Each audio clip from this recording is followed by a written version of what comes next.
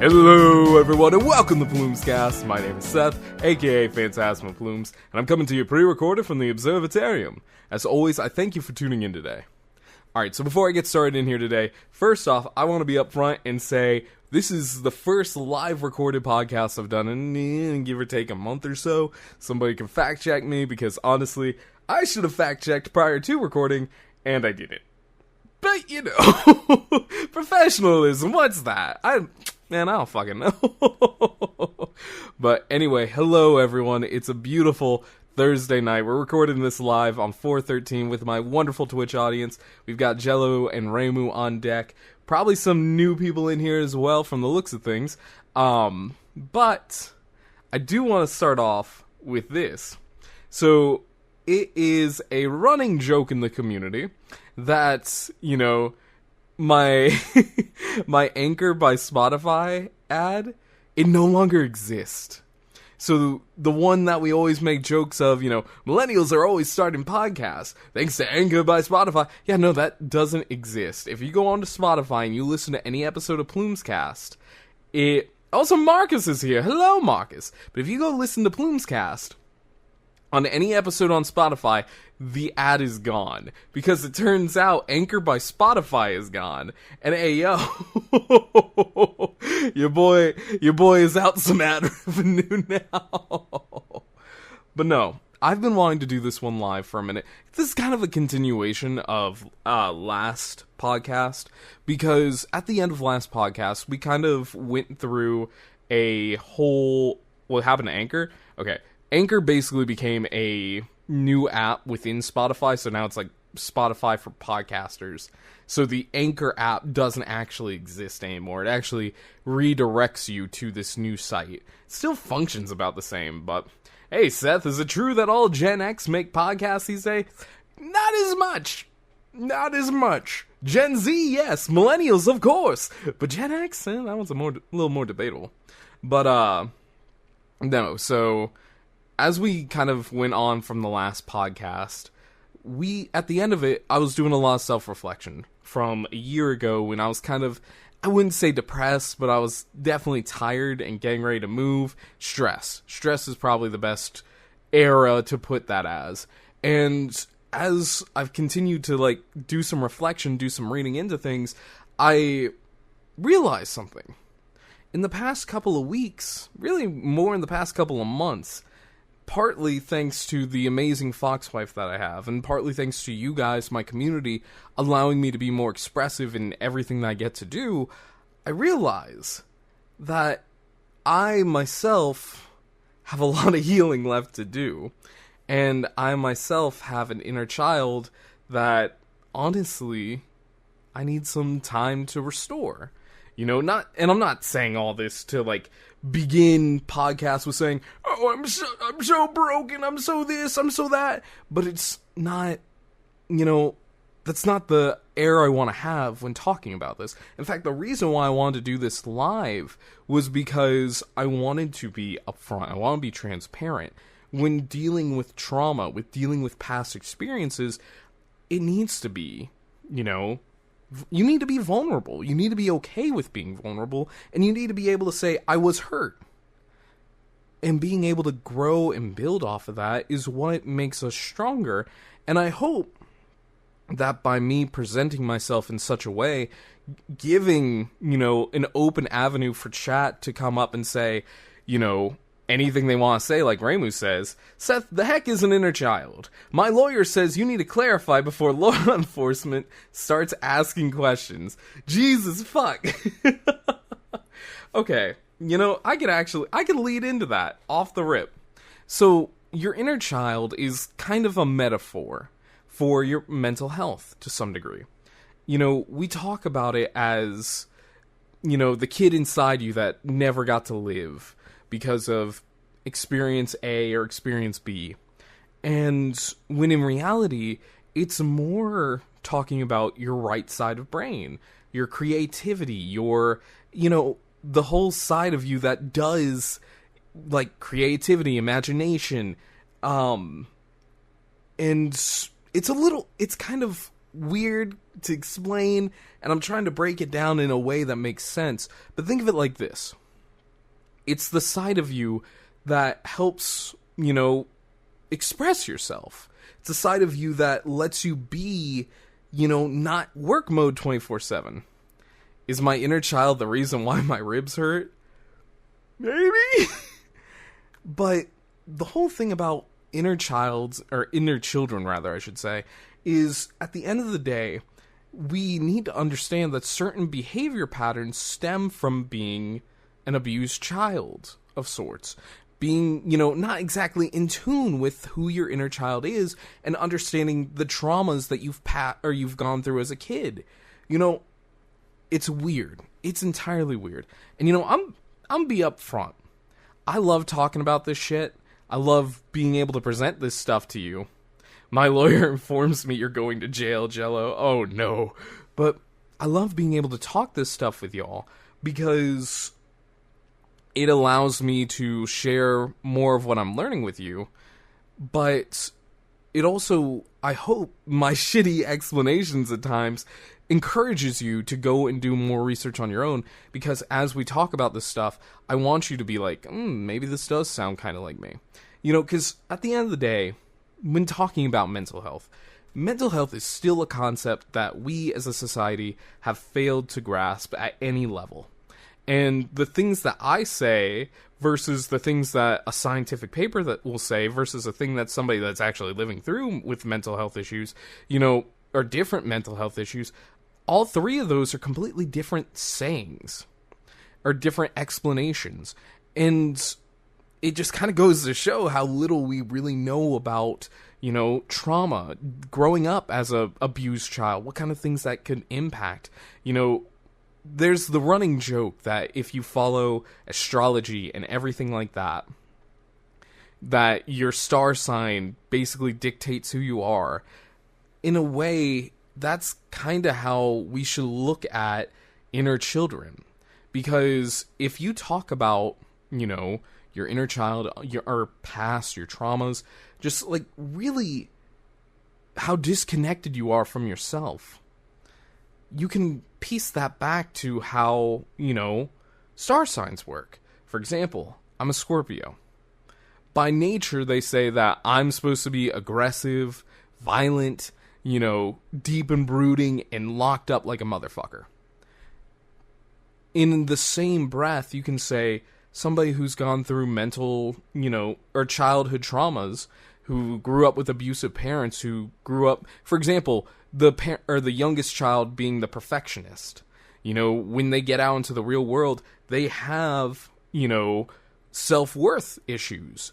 Because at the end of the day, they're used to people being like, oh my god, you're so special, you're so this. If they do one thing that does not meet the expectations or the, standards set by somebody, it just fucking blows you up. Also, Megu, hello. Long time no see. But it blows them up, and they collapse, and they don't know what to do because they were always the special child. They were always the smartest. They were always gifted. They were always something exceptional. And when they don't hit that expectation of exceptionalism, they don't know how to heal from that. They never experienced it. They don't understand that, okay, it's okay to fail. It's okay to fuck up. That's how a lot of people learn, and that's how you'll learn as well. And to bring it all back around to the stuff I was saying last week, how I wanted to incorporate Pokemon, like the TCG journey that I've been on. Like, ayo, I can't tell you how overjoyed I am when I can pick up a fucking pack of Pokemon cards. Like, sitting here and learning, decks for Yu-Gi-Oh! And getting into different hobbies that as a kid I would, never really get the opportunity to experience. It gives me a sense of joy. It gives me a sense of self. It makes me feel empowered and a little more in control in my life. So it's okay to fuck up, Asian parents. Jesus. No, like, I'm going to share with y'all, a number of things that really I went through. Apparently Gemini are playful and intellectually curious. Astrology's a liar. Reimu, I disagree. You are definitely very intellectually curious. The amount of stuff you can ramble off, like trivia and being good at Jeopardy, I think that kind of points towards it. But no. I think we have to understand that at the end of the day, inner child healing, being able to connect more with yourself, allows you to access the pain that you've gone through and do it in a way that's productive and gentle. It's not as immediately traumatizing as going to therapy and reliving stuff. It's not as... Apparently Leos are very rough in the bed. Astrologers... Jesus, fuck! Jesus. But it's better than, going to these therapists and reliving these traumas in front of them. It's better than, going through work and experiencing all the different hardships that work may bring, because you're able to do it in a way that you yourself understand. Because at the end of the day, the things that I will tell you that I've learned just from fucking playing Pokemon, playing the fucking card game that I never had an opportunity to play as a kid, like, what I do to heal and what I do to, recover and everything else is going to be different from, anybody else. Because the thing is what my inner child has to say is going to be different from what your inner child has to say. And that's okay. Like, I want to preface all of this with understanding that everybody... Jesus, fuck. Jesus is a Capricorn, Seth. Jesus. Oh my god. But no, I want to preface all this with saying it's okay. Whatever you've gone through, whatever, challenges that you faced in life, the things you have to do to connect better with your inner child, to face those traumas that you've gone through, that's valid. Please don't, as much as I would love to say, listen to everything I say, I'm the expert here, I'm the suave podcaster who does the funny things and makes you laugh, haha. As much as I would love to say that, what I go through and what I do to heal is completely different from what you need to do and the things you need to talk to yourself about. So, let's just, now that we've kind of talked about it a little bit, let's kind of go back and talk more about what your inner child really is. All right? And then I'll introduce you to mine to some degree. So, we tried to explain it a little bit earlier, but to give it more of a condensed summary, your inner child is basically a part of your subconscious that's been picking up messages, like different sayings, before you were able to fully understand what was going on, both physically, mentally, and emotionally. It holds those emotions that you should have been feeling, those memories and the beliefs in the past, as well as your hopes for the future. And that's why, when you get these people that feel like they've lost their sense of self, they've, gone through so many different hardships in life, whatever that may be, whether that was self-inflicted or not, that they lose sight of their dreams, they lose sight of who they are, they lose sight of what they want to do, they feel lost, they feel directionless. And I can fully say there was a time I was like that. I can fully say that I felt that way not that long ago. But it wasn't because I was, I don't want to say it was because I was not in control or not communicating with my inner child, as it were. But it made me realize that I had some bad trauma with my parents. Because one of the things I immediately said when I was thinking about it and when I was talking to Juju about it was, I feel lost because I don't have a strong father figure in front of me to tell me what I need to do, to guide me, to give me the advice, so on and so forth. Reimu says, my inner child, what do you mean video game jobs suck donkey balls? My outer adult, it's true. There's some of the worst jobs out there. My inner child, oh Jesus Christ, that's too much pressure. my outer adult. You tell him, little buddy. Oh, shit. Like, oh, God, you got me on a different tangent now, and it's just like, I can get myself regrounded real fast, Jesus. When you can acknowledge the things that are wrong, the things that make you feel disconnected from the world, the things that make you feel disconnected from yourself, and be able to say plainly, like, Ayo, I felt lost because I don't have an adult figurehead to talk to about, setting up a wedding, for example, proposing, what about living life? What am I thought at this point in my life, I'll be upfront, I thought by this point in my life, I would be married, I would be, expecting a child to some degree, or out traveling. I thought I would have a house. I thought a lot of different things like 10 years ago. I thought a lot of different things 5 years ago. And now that I'm here, to some degree, it's just like, I was sold on this life that I thought I was going to have, and now that I don't have it, I felt lost. I felt confused. I was like, where is it? It's kind of like when you go to college, and they're like, hey, you're going to be able to go get a job the second you get out of here because this is a highly sought out after field. Where's the job? A lot of people are coming out of college like, hey, where the fuck's the job? And then they're straddled with student debt that they can't afford because, schools are like fucking $20,000 a semester. Well, certain ones are. But that in itself is a whole nother conversation topic. But all that to say,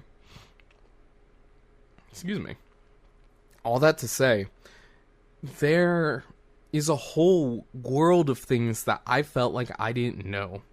And all of a sudden, I felt lost. The drive that I had was gone. The will to do content creation was slowly, fading away in front of me. And even though, a lot of things were getting better, I was just like, I don't know. I don't know. Why would people listen to me? Why would I want to do this? Ramu says, no physical thing is a magical pill to the fear of missing out. You always fear a new thing you're missing out on. That's true. That is very true. And FOMO is absolutely another, thing that really, I almost want to relate it to mental health issues. Because at the end of the day, fear of missing out is only fear of missing out if you put that weight to it. And you can't reevaluate where you are and where you're wanting to go in life. So, we may talk about all this loss and shit, and I've told you all about my parents a number of times, but I want to reiterate some of the things that I felt really lost about. Again, I said the wedding stuff, I said love, romance, being an adult. There's no fucking guide anywhere, at least that I'm aware of how to be a proper adult. What kind of things should I be doing? What about my career? Where do I go from here? How did you do X, Y, and Z? So all these questions just went through my head, and I just shut down for a little bit, and I was just gone for a day or two, where I was just like, I don't know, and that scares me. And then I realized something. I realized actually a lot of things, but one of the big things I realized was growing up, I had to be in control of anything I could be. Let me explain. Come here. So, I just stole that from that TikToker dude. But, let me explain. Alright? I grew up very quickly. I grew up in an environment that basically said, if you don't do everything 120% correct, you will lose everything. I mean that both literally and figuratively, where if I didn't make enough money in a fight, I wouldn't be able to keep the house, because I wouldn't be able to slide enough money in my parents' wallets, so that way they can keep doing what they were doing. It's fucking shit that, a fucking teenager would go out and have to do pretty questionable things just to keep enough money on the table to keep a table. You become 18. Biden flies Air Force One to your house, sniffs your head a little bit, but then gives you an adult. The fuck?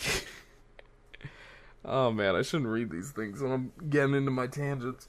But genuinely speaking, you know, it was very much a do or die situation where every day when I came home, I didn't know if I'd have a house to come home to because I didn't know if my mom was actually paying the shit that she needed to, and she wouldn't give me any access to it.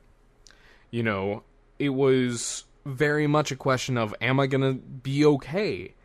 Am I gonna survive the night was a question that came up a number of times because when my parents drank, they sometimes got very violent. It's not an exaggeration to say that the only reason I got into fighting to the level I did is because I was protecting myself. Because I needed to from my parents. As scary as that is. You know, and it's a dual-edged sword in that point. Because not only was I protecting myself from my parents, I was protecting my parents from themselves.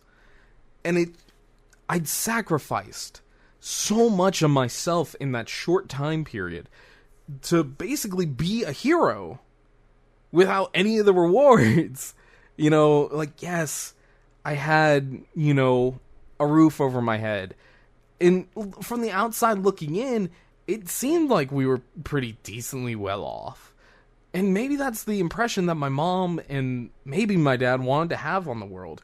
But when you walked beyond the door and you saw everything that was, like, shit was broken, there were scratches in the wall. All in all, it wasn't a happy family. And I did everything I could to try and make it a happy family. I realized that I needed to be in control as much as I could because I grew up and I had to be the adult when I was a child. And I grew up not knowing if things were going to be okay. And the second I could have any sort of control on my situation, I took it. But then I realized, when I don't have that control, when I don't feel like I can be okay in situations, like if I don't feel 100% confident on things, I back out so quickly.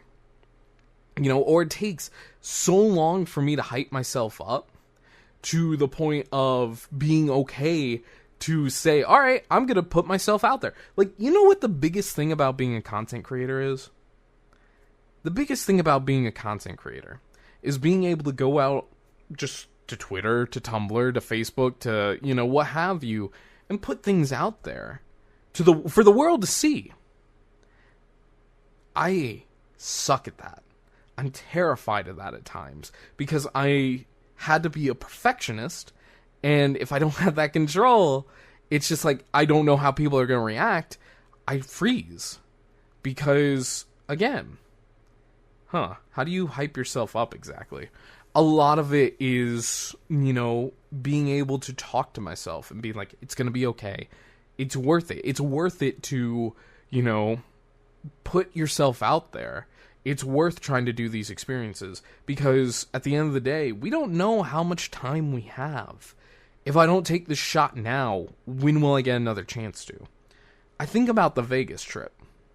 And I told you all straight out, yes, you know, I'm not going on it.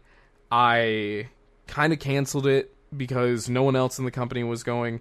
And realistically, it was both a combination of I've never flown on a plane and I've never been that far away from home that I kind of freaked out, you know. I wanted to be there with somebody because at the end of the day, I know, one, I'm very easy to manipulate. I'm very much a kind, caring, giving person. And I know I know myself well enough that if somebody came up to me on the street and said, hey, I need some cash, I need some help, or will you come help me with something? My dumb ass is going to be like, sure, man, let's go. I got jumper cables in the car, you know? Like, it's funny. I was talking to my girlfriend and her boss the other day or one of her coworkers rather, about some woman coming up to the store and like trying to get some help with her car. And, you know, apparently the younger coworker was like, "Oh yeah, no, absolutely, I'll be more than happy to help." While the older coworker was like, "Oh, we should not have said that. We're gonna get drugged. We're gonna get carried away, so on and so forth." Look, I inherently believe in the good of people. I don't want to think that if I go out somewhere, somebody's gonna take advantage of me. But I understand that that is a fault of mine. I'm overly caring, and I've never done like almost half the, like over half, like 75% of the things I would have to do. I'm like, look, it's too much for me to do it alone. That's why I canceled it. Also, the Fox wife couldn't come with me, and I was just like, I'm not leaving you here alone. I don't like that. But that's what kind of sparked this whole, self, like, questioning. Like, why was I not okay with that? And then all of a sudden, I figured out that, ayo, because I don't have control of this situation, don't tell Jello your weaknesses. I mean, look, I'll be upfront. I will be the first to admit my weaknesses. A lot of it is, if I don't know how things will end up, if I don't have some form of certainty that things will be okay, I hesitate. And it takes a lot of gassing up to get to the point where I'm like, okay, I am ready to take a shot with this. And if like, that's the thing, the blog, for example, that was something completely new to me. And I'm already kind of wishy-washy on it because it isn't taking off the way that I wanted it to. Because I thought, oh, this will work. This will be perfect. So, let's go back, though, a little bit to the whole control aspect of things. And realize, it made me, stop and think, why? Why do I need to be in control so much? Why do I need to fix everybody's problems? Blog. I don't think that's going to be set up for a minute. I've talked about it enough on the podcast as is, but Raymond, if you're curious, it's Phantasmagoria of Plumes.blogspot.com. If you go on my Linktree on Twitter, you can find it from there too. It's in my bio. But anyway, no, I want to be the problem solver. I want to be, the person that everybody relies on. And when I feel like things aren't going that way, when I feel like I'm not doing enough, I push myself so hard. Because, again, if I wasn't in control of a situation, that could mean life or death. That's not an exaggeration. It's a very terrifying reality to the point of PTSD to some degree. And then I also realize that because I was the youngest child, I strive for such perfectionism, or being a perfectionist, rather. And with those two things, I can burn myself out so incredibly quickly if things aren't going right. And I'll double down on it all the time, because not as much now, I'm proud to say, but at the same time, it's just I fully will put the gas down all the way down to the metal and press it even further. Because that's what I was raised to do. Even if it was subconsciously. The part of me that should have been, in pain, the part of me that should be, fearful, the part of me that, everything that I should have been as a kid is coming out as an adult. Because of the things I've gone through as a kid. And that's why being able to connect to your inner child, I used to have this metaphor. Back when I was talking to, guidance counselors in school, that honestly should have been a lot more red flag than what it was, and nobody ever took it as such. But I used to say as a kid that when I talk about myself, and I talk about my life in general, I feel like I'm not myself. I used to describe myself back in middle school as a puppet.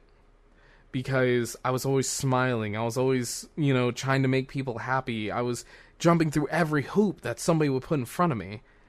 But the real me, the soul part of me, was deep underneath my basement. I didn't even have a basement at the time, which was weird. But I always said that the real part of me is underground in a basement, chained to the wall, and my house is burning, and I've cried and I've cried and I've cried for help, and nobody came. And I'm just, the flames just keep encroaching closer and closer. I don't know what to do, and I'm scared. That should have been like a fucking massive red flag to any, licensed professional, but no! But I can say this. As an adult, as somebody that's getting back in, touch with that inner self, being able to do silly, whimsical things, like doing the podcast, doing stream, doing, everything and anything, it gets me in touch with, one, my sociable side. That's why I started streaming in general, was because I wanted to make people happy. I wanted to be able to experience, or I wanted to be able to give people the joy of, having friendships that aren't... Jesus Christ. Raymond says, yeah, my inner child's probably well done from that house fire at this point. Honestly, even though we can laugh about that now, being able to laugh about it to some degree is acknowledging the pain in a healthy way. It may not be the best way by any means, but you acknowledge it. Now it's time for you to start, listening to the charred remains and listening to what they say and giving them little bits of water every now and again. It's weird. And it's crazy that at the end of the day, the things we went through as kids could impact us to the level that it has. And as I was saying, I started streaming initially to be a beacon, be a smile for people without smiles. And what it ended up becoming, the more that I did it and the more that I experimented, the more I just said fuck it to, numbers and anything else, it gave me an out to be creative. It gave me a way to build my personality. It gave me a way to, ultimately reinvent myself using the side of me that I felt was lost. And now, as I continue to grow up, and as I continue to, learn, oh, hey, it's not entirely a me thing that I feel the need to be in control of everything, for example. And mind you, that's just the rub of it. And I'm not trying to be like, oh, my life's so hard, blah, blah, blah, blah, blah. No, it's nothing like that. I tell you all this because I want you to be able to figure out what your issues are, where they stem, and how you can deal with them. Because at the end of the day, I don't want to influence you in a way that says, like, oh, well, Seth, went through a similar life experience. This is how he's coping. Maybe this is what I should do. Because, again, at the end of the day, our inner children, the lives that we've experienced are different. Yes, there's similarities, and God fucking damn it, we're in this shit together, whether we like it or not. But at the end of the day, what you have to do to heal yourself may be vastly different. The important part, though, is being able to listen and understand that some of the things that you're going through, some of the pains that you feel, the disconnects from the world, the disconnects from yourself, aren't necessarily a product of current times. And that if you haven't given yourself the chance to heal yet, here's your wake-up call. Here's your chance to be like, hey, alright, you know what? I haven't been the kindest to myself. I'll be upfront with y'all. I love playing fucking Pokemon. I love playing the TCG. You know why? Because as a kid, I wasn't allowed to have Pokemon cards. I was told that I needed to study.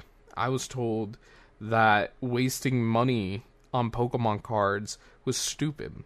I was told multiple times that the things that I enjoyed to help get some of the stress out from everything going on were pointless.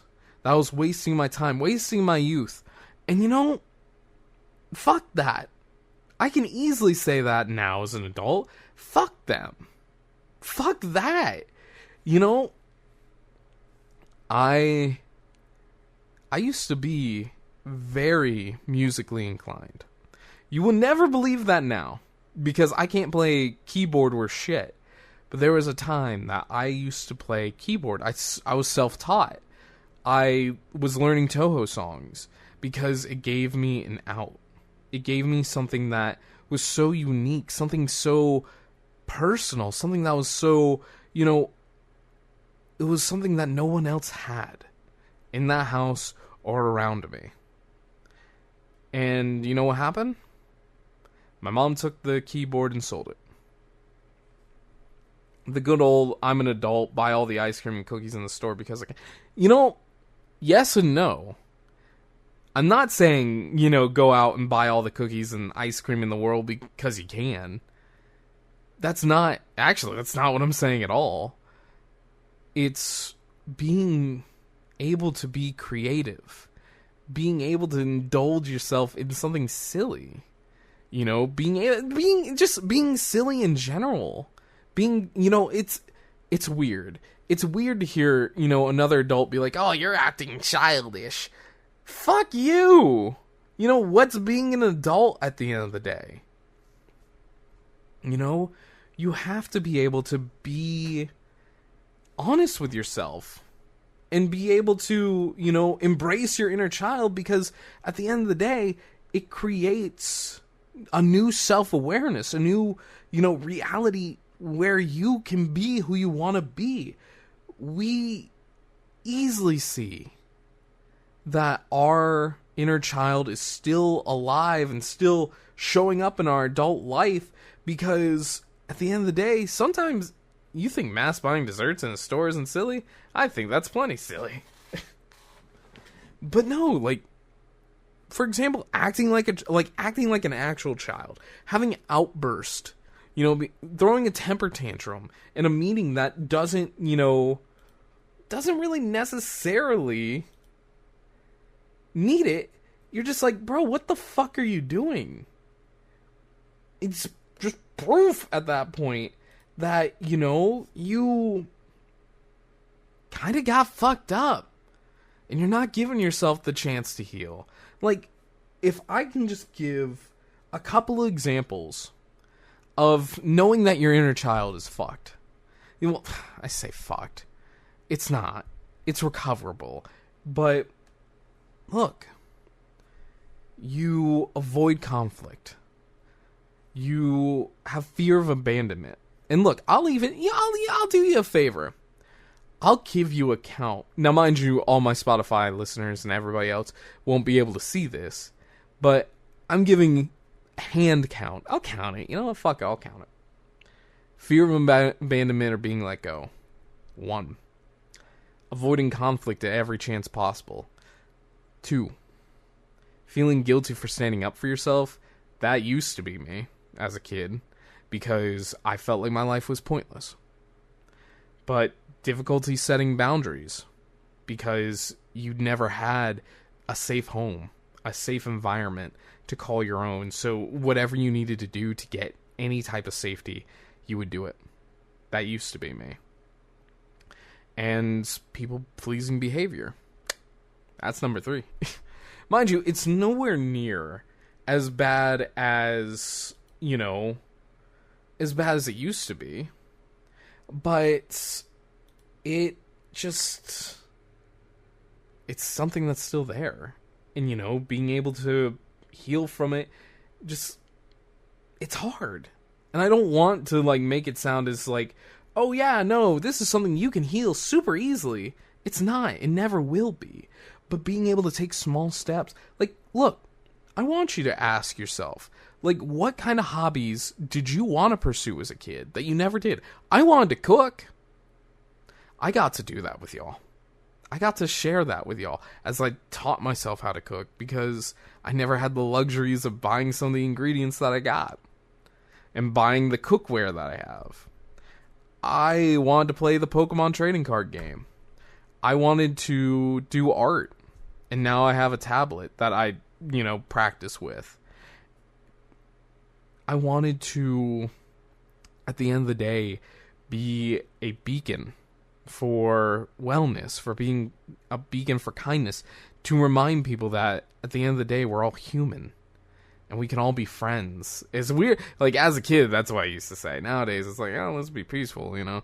Leave me the fuck alone, I'll leave you the fuck alone. But, you know, I wanted to be okay.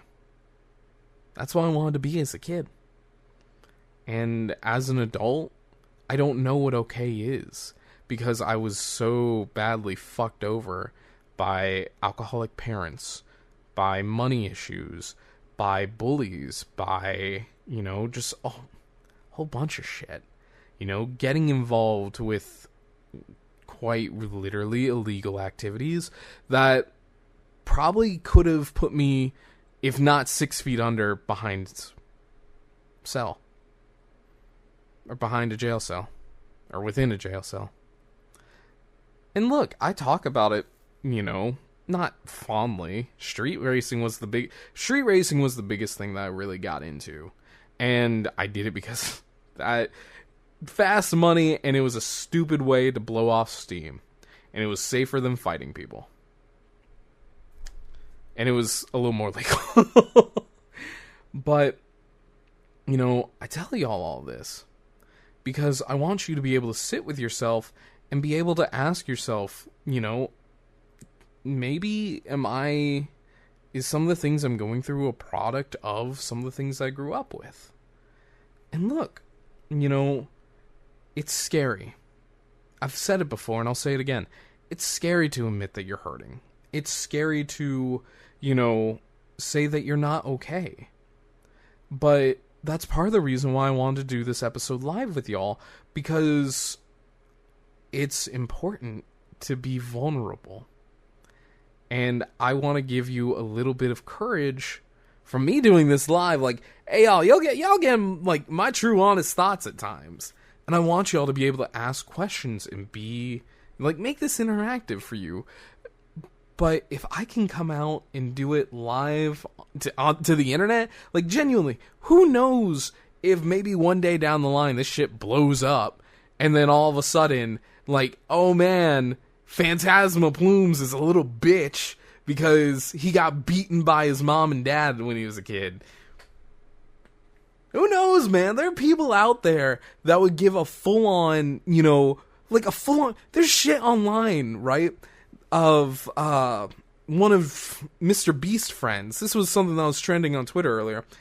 Of them coming out as trans and how that's gonna damage Mr. Beast's brand. And just like, who the fuck would take somebody trying to live their life as a crutch for somebody else? But that's how people are. You know? People will take whatever weaknesses they can get from you. If it's drama, or drama inducing, if it's, you know, anything they can use to profit off of you, and toss it out there and be like, oh, look at them! I do this with that understanding that this may, you know, go out beyond my little community. This may blow up. Hell, I might end up being the next face of wellness. Who fucking knows? But that's okay. Because at this point in my healing process, I am able to say with a confidence that I would be okay with somebody else hearing this. I'll tell them to their face, be like, yeah, I had a fucked up childhood. I had a fucked up adulthood. Both my parents are fucking dead. I had to go bury my mom, who committed suicide just like a year ago. I want to say Twitter doesn't even surprise me anymore, but it's getting harder and harder to even do that, not gonna lie. No, that's the thing, is there's such a message of hate going around. And I want to, you know, I'm not gonna be like, oh, I'm so powerful, I'm so confident. No, I'm not. I can fully admit that I'm wounded. But I can also admit that I'm healing. Chris coming out as trans is gonna hurt Mr. Beast. Mr. Beast doesn't get hurt. He bribes her $1 million to fuck off. Honestly, I will say this. If there was one figure person who can come back from like transphobes and transphobia and actually do something about it, it's fucking Mr. Beast. They are pissing off the wrong guy on that. Because I guarantee you, Jimmy can come through and be like, you know what? I'm changing this. and actually change it, and people will still call him the fucking Antichrist. Blows my mind. But that is a whole conversation for another time. Look, I come up in front of you to say, yes, I am hurt, I am wounded, I have scars from my past that still haunt me, and I'm pretty sure there's some ghosts behind me to some degree too. But that's okay, because at the same time, I acknowledge that I'm human, I'm growing, I'm learning, and I want you to be able to do that for yourself. Because I believe in you. I believe you can do that. I believe that if you give yourself the time to listen to your inner self, journal. Hell, talk to your inner self. Journal as if you were talking to your inner self. You know, bring back some of the joys of childhood that you never got to have. Like, I will say this. I hope for as long as I live, I never lose sense of this inner child that I have now. Because at the end of the day, I get fucking excited just seeing a goddamn squirrel. A squirrel! Something you can see just about fucking anywhere. And I'm like, ooh, squirrel! Like a fucking golden retriever in that regard. I get excited to ride a train. I get excited to ride the fucking subway. I get excited for going on long car rides. I get excited for, going to new places, within reason, And I get excited for just the littlest things, seeing, flowers bloom, seeing the leaves change, seeing, the sun come up and the sunset, being able to go outside and breathe and be like, holy shit, I'm okay. That's hard. That is so soul-crushingly hard to be able to do. And that's why I want to try and give you that encouragement to reach into yourself and figure out, hey, maybe just maybe, there is something off.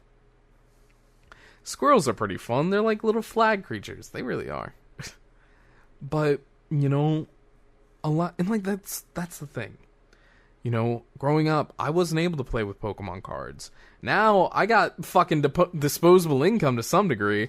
Here's 6 packs of cards that I haven't opened yet.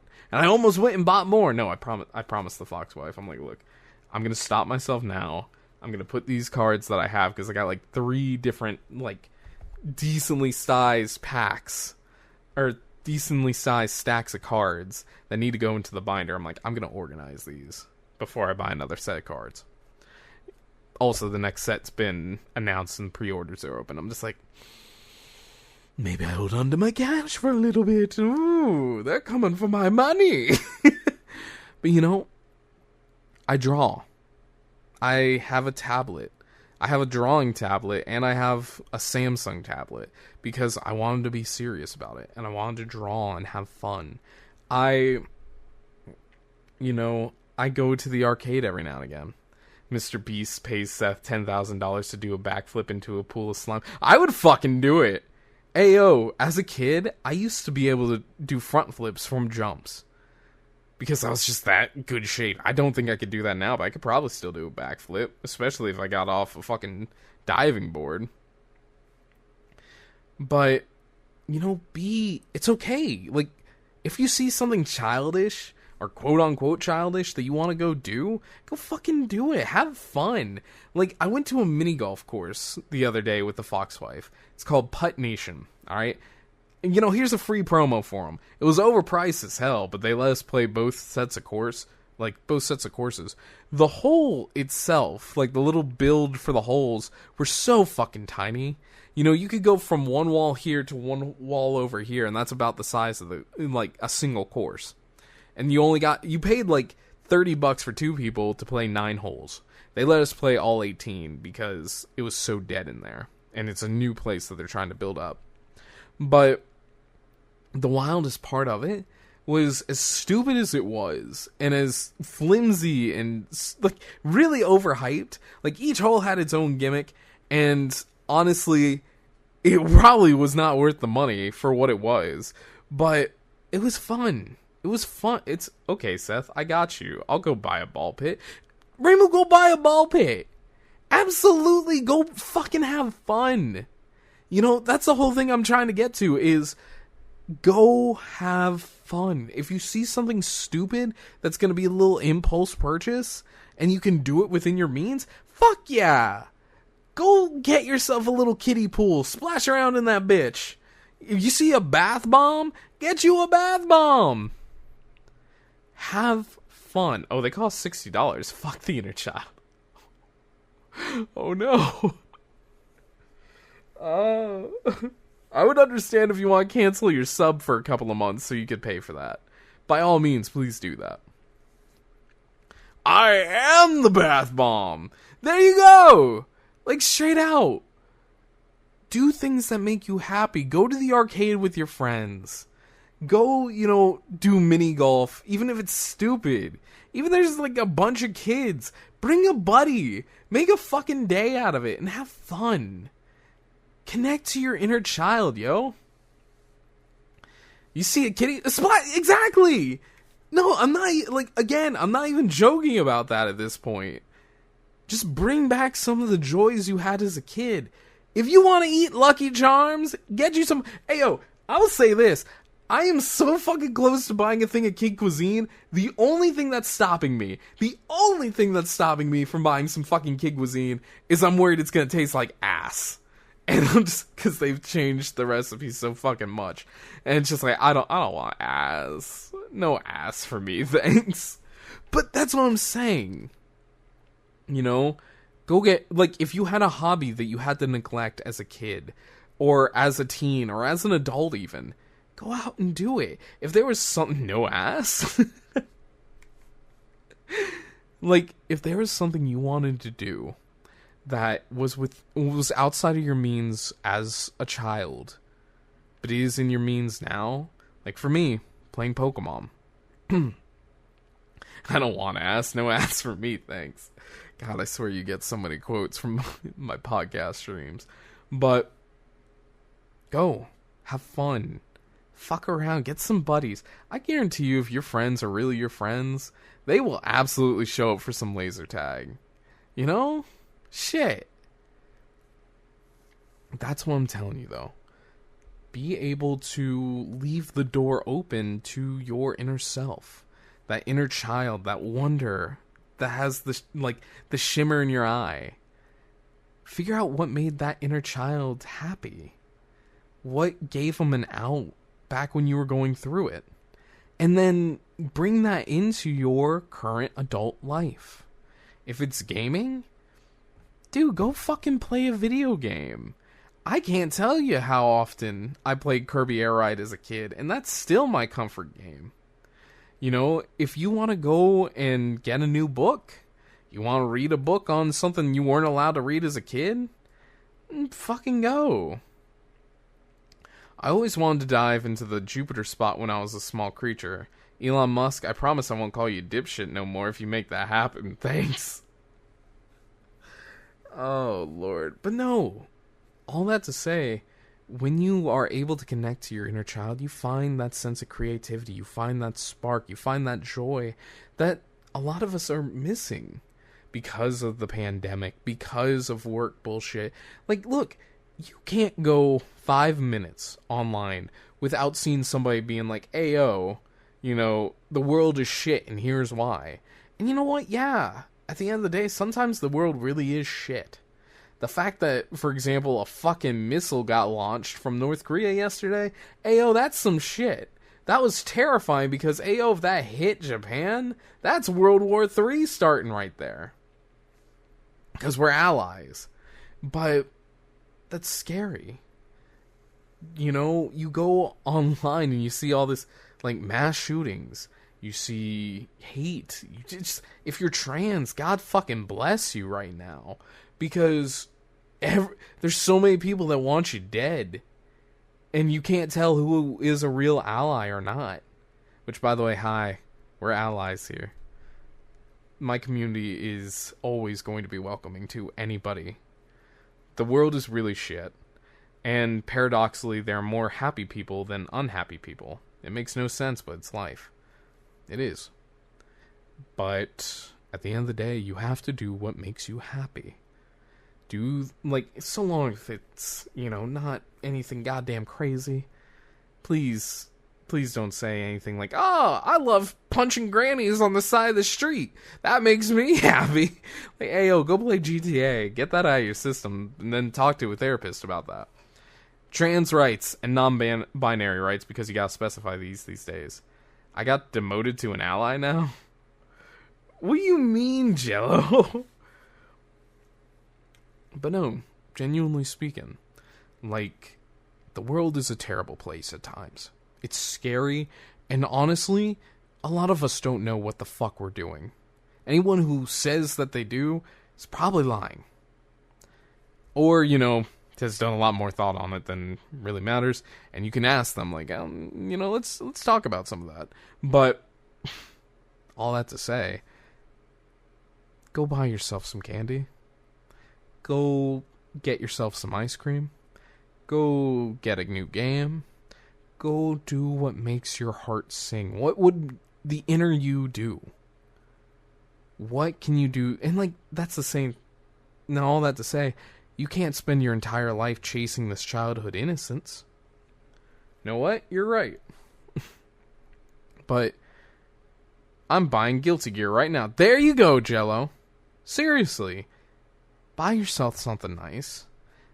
Give yourself something fun. Have fun. We work too fucking hard to ignore that inner self that has been neglected because of how shitty the world is right now. And it doesn't matter what side... The inner me would be doing Mr. Beast stuff. Oh, Reimu, then... But alas, IR middle class. Reimu, no, seriously. If Mr. Beast stuff is the dream, how can you get there? What kind of steps can you take? And being realistic, chances are we won't be the next Mr. Beast or anything like that. But what can you do in your local community to get that same effect? What kind of thing would make you happy? It doesn't always have to be at the macro level. Small things, like Pokemon cards for me. It's just, sometimes I'm like, you know what? Today was fucking hard. I'm going to get myself a soda. I'm going to get myself some Pokemon cards. I'm going to open the cards and be like, what kind of steps can you take? Good question. And here's my challenge to everybody listening in on this. Whether you're listening to it live or, I'm glad that's not being recorded. But thank you for the sub, Reimu. But all that to say, when you look inside yourself, what things are you able to change right here and now? What things can you change? And what things would make you happy in the current moment? Is it listening to more of my sweet, sultry voice? Hey, I got a full fucking podcast for that shit. 39. You can listen to the PlumesCast for over a day with all the content I got on that bitch. But, like, if it's playing games, go play some games. If you haven't figured it out yet, experiment a little. You inside here know what you need to do. Open yourself up to listening to it. And if you can't hear that voice yet, then figure out why. To some degree. Whether that's sitting and asking yourself, why was I suddenly angry about that? Or why do I feel the need to be in control of everything? Or anything else? And again, all this to say, and anytime we talk about mental health things, if you need an ally, you got us in the community. You got me. You have family and friends. You have, therapy. If you can't afford therapy, I know it's going to sound weird, but Character.ai has a therapist AI. It's a little unconventional, but it's a great start, and it might give you the insight you need to figure out something about yourself that you wouldn't have known. And I'm speaking from experience.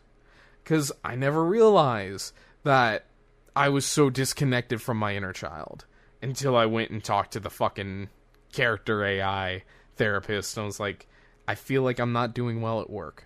That's what started the whole thing. And it became were you the people, or were you last child? Were you the people pleaser? Did you always have to succeed? Else your parents would be extremely disappointed in you. Or, more realistically, did you get hurt? Yeah, I got hurt a lot. I'm a smart guy. I am also very emotionally intelligent because I understood from a young age what I can do to make an impact on people. But I also realize that with that emotional maturity, I gave up a lot of myself, and I am not Seth mature. At least not previously. I'm getting better about it. Every single day is a step closer to it. And that, my friends, is my goal for you. That's my call to action for you. That I want you to sit and think about where you came from, where you're going, what makes you? What makes you happy, what makes you sad? What kind of problems are you facing? If you're able to be honest with yourself and say straight up, hey, I got angry today for no apparent reason. And that kind of happens often. All right, let's talk about that. Or, maybe more realistically, I feel a need to fix everything. Or I don't have the will. I can't find my joy. Maybe it was inside you all along, and you're just ignoring yourself. Oh wow, they have waifu and husbando therapists. Oh god. But maybe it's there within yourself, and you just haven't given yourself the kindness to say, okay, I'm hurt. I can't feel that joy that I want to feel right now, but I will get there. Because that, my friends, is how I'm going to end it. You may not be who you want to be right now. Hell, I'm not who I want to be right now. But I'm proud that I was able to spend this past hour with you and talk to you and be honest with you. And again, if you need any help with any of this, feel free to reach out. I have an email just for y'all. Oh wow, this one therapist is an AI-generated piece of artwork about the Steins Gate lady. Mind you, not all of them are therapists, Rainbow. There's one that's specifically, therapist. If you want, I can link it to you. But, no. I think that's where I'm going to end it today, though. And seriously, thank you all for sitting with me and being a part of this. It wasn't, an easy podcast to go through. And I will admit, I probably repeated myself more than I should have. But that's kind of the nature of the beast when I do these live. Is I get one single take to go over every single thing I want to talk about with y'all. And I hope that by doing this live, by showing that it's possible to be vulnerable to the world, even though the world may never see it, that you yourself can be vulnerable to yourself. There's a bunch of great apps out there for journaling, for self-love, that I recommend, you looking into based on your needs. And, I fully think that everybody should be able to sit down with themselves at least 5 minutes a week and be like, hey, how am I doing? Be honest with yourself. And if you're not there yet, you'll get there. But unfortunately, I do have to end things off here because it's starting to get late. So I have to do the outro. But guys, remember, you can find me in the night skies across different platforms. You've got PhantasmaPlumes on Twitch, Twitter, and YouTube. You can listen to PlumesCast on Spotify, Apple Podcasts, Google Podcasts, and soon to be YouTube if I can get the art done. And you can email the show directly by sending it to PlumesCast@gmail.com. That email again is PlumesCast, PLUMESCAST @gmail.com. Or if the podcast is enough plumes for you, you can find more topics such as technology and manga Mondays over at phantasmagoriaofplumes.blogspot.com or at PhantasmaPlumes on Tumblr. Your boys in a lot of places.